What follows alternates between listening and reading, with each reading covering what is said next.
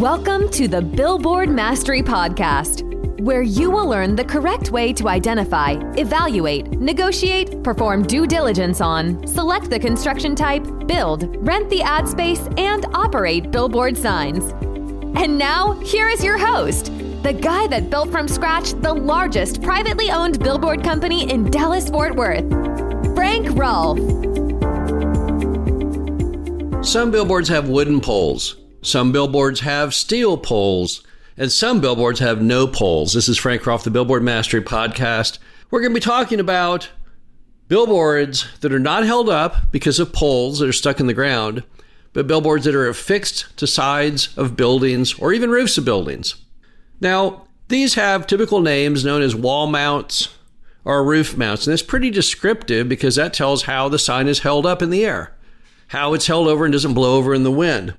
But let's focus in more on what these things mean, what they cost, and the benefits, as well as the negative factors. Let's start out with a wall mount. Now, wall mounts have been around forever. In fact, the very first billboard that's ever been found was one in Egypt, and it was a billboard that was etched into a rock. So that would effectively be a wall mount. That was a structure, something standing, something that wasn't built by man, that basically you attached a sign to. Now, today people don't mount billboards to rocks. They're a little bigger, but they do mount them to things which seem as immovable as a rock, and those are big buildings and big structures. So wall mounts go way back. You'll find photos of wall mounts all the way back into the 1920s and 1930s.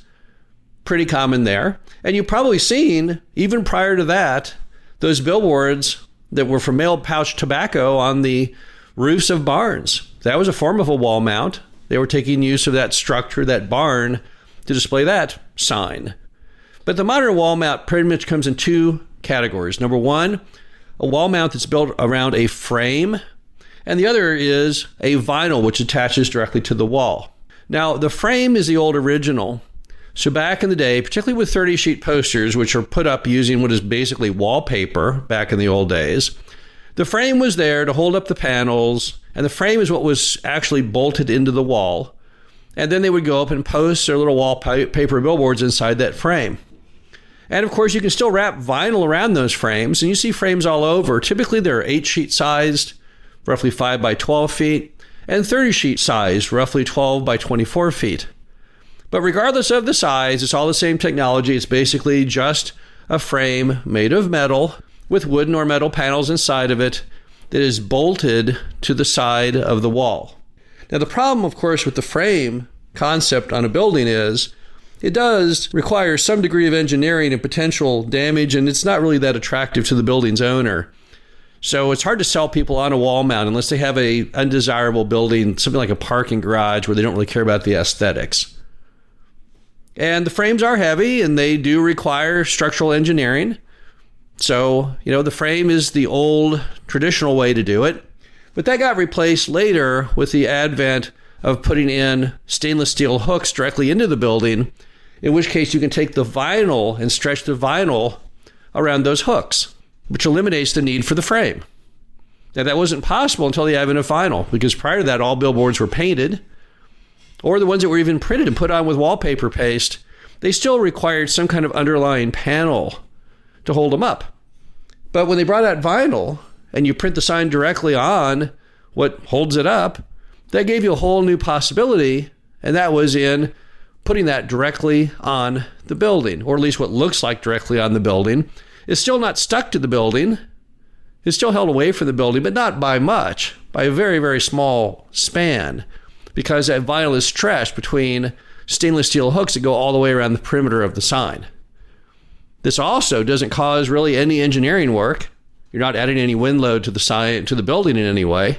And additionally, it's a whole lot easier and a whole lot more attractive than the old traditional wall mount frames were. It also opened up the doors to do all kinds of new forms of wall mount. So with the ability to put vinyl on things, now you can put vinyl on giant things. It used to be that the biggest wall mounts in America you would find would be 20 by 60 feet in size. Today, you see vinyls on buildings that can be the entire side of a building. A lot of downtown areas, downtown Los Angeles, downtown Dallas, downtown Chicago, there's many wall-mounted vinyls that can easily be 100 feet or more in length by as many as 50 feet or more in width. So that's a pretty big advertising surface. And again, that's really only possible using a wall mount because the wall mount doesn't require any engineering to hold it up. You would never be able to afford to build a billboard that's 100 feet by 50 feet, for example. It's too massive. You'd have to put in so many poles, and the diameter of the poles would have to be so big, it would be unsightly, it would be insanely expensive. But attaching them to a wall, well, that makes all of that possible.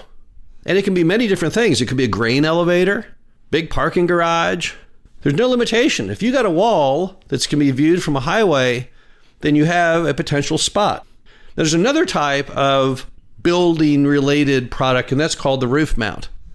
Now, the roof mount is different. In a roof mount, you typically have to have some kind of frame that attaches to the roof of the building. So it does actually theoretically still have its own poles. They're really short, but something to hold it up vertically coming off that roof. The big problem you have with roof mounts is most U.S. cities made roof mounts illegal probably about 20 or 30 years ago. Now, the ones that are there are typically grandfathered, but you better check it out. But you're not allowed to build any new ones. And you'll say, well, why can't you? Why can't you build more roof mounts if they still let you put signs on the walls of buildings? Well, the reason is simple. There were some notable cases of buildings that caught fire, and the fire department refused to go in and put the fire out because they were afraid that if the roof caught fire, that giant billboard would fall through the roof and kill everyone. So as a result, cities said, wait, this probably isn't that good an idea anymore, and they didn't allow any new ones to go in. So you have to look at the roof mount in a whole different light than the wall mount. Wall mounts typically are still allowable by law, but definitely check with your city, county, and state. But most roof mounts, if they're there, they're typically grandfathered, but you can't build any new ones. Now, is there anything wrong with the ad signs that you put on these wall mounts and such? Well, one big difficulty you have is lighting them. You'll see that's one issue. Most of those giant signs that you see on the sides of buildings, they don't have any lights. They couldn't have any lights. You couldn't make a light big enough or powerful enough to do it. And then on top of that, what would you mount the light to?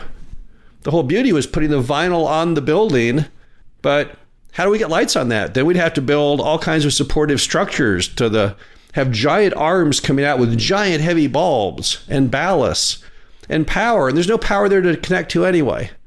So one issue with these is that they typically are unlit. Not a huge problem for many advertisers, but there are some, such as motels, hotels, that would say, wait a minute, if I can't reach nighttime traffic, what good would that do me? Now, you might be able to find a way to put some floodlights on them, but it would still be fairly dim.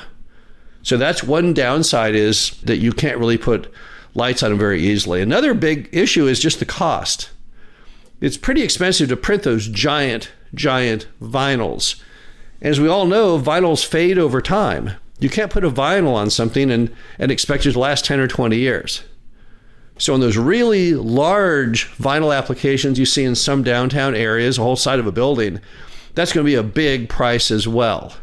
As will be the installation of it. There's really nothing to get to it, to install it. Those often have to be put on those stainless steel hooks using all kinds of equipment. Skyhook cranes, people rappelling from roofs. Very, very hard to install them. So it isn't like the wall mount is free of all cost. They do have cost. But what's important is you're saving that upfront cost of the actual structure itself. In a world in which a big monopole sign could cost you $50,000, $60,000, $70,000, $100,000, you're avoiding that cost when you can put that sign on a wall. So there's huge cost savings, even though the cost to install the ad every year, whatever frequency you have, isn't cheap. It's a whole lot cheaper than when you have to put it on a big steel or wooden set of posts. But the bottom line is there's lots of opportunity in the whole world of wall mounts. You see them, you see opportunity around as you drive around. Now, they'll have to have the same permits. You'll still have to have the same spacings and zonings as you do with regular billboards. But when it comes to economical ways to create cash flow, they're not a bad idea. This is Frank Roth, the Billboard Mastery Podcast. Hope you enjoyed this. Talk to you again soon. Thank you for listening to the Billboard Mastery Podcast. Be sure to visit us at www.billboardmastery.com, where you can find past episodes of this show, plus an array of information to help you successfully build, buy, and operate billboard signs.